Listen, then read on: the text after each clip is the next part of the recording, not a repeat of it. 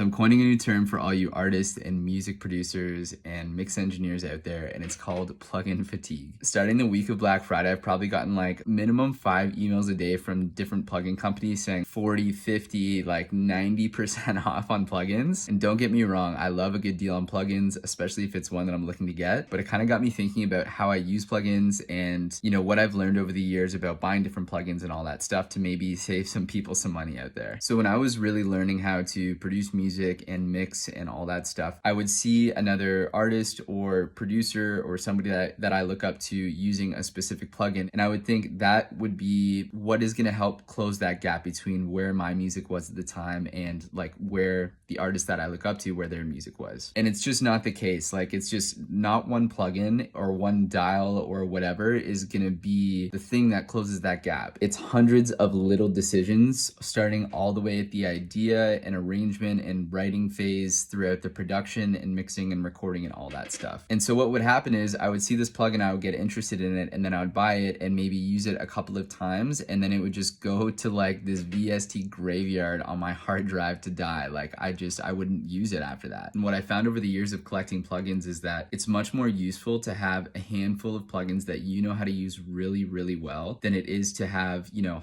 tens or hundreds of plugins that you kind of sort of know how to use. VSTs and plugins are tools. And I know that's like a really lame analogy, but like they're tools the same way that a carpenter has like chisels and shit. Like imagine you were a carpenter and every time that you went to do the same job, you were pulling a different tool out of your toolbox. You can probably figure it out and get the job done, but it's likely not going to be the most efficient way. And there's going to be some type of learning curve every time you're pulling it out because you're not familiar with it. Like you don't know how to use it as well as maybe some other tools that you are super familiar with. So this isn't to say that plugins are bad, but what I am trying to say is that before you spend money on a plugin or a rack or some type of other tool out there, do some research, watch some YouTube videos, ask other producers or mix engineers or whatever, see what they're saying about it, and make sure that it's going to fix a specific problem and actually become part of your workflow. And then if you do get it, like put the time into learning it really well, because I found that that is so much more valuable than just having this VST graveyard of like, you know, tens or hundreds of plugins that you just barely know how to use.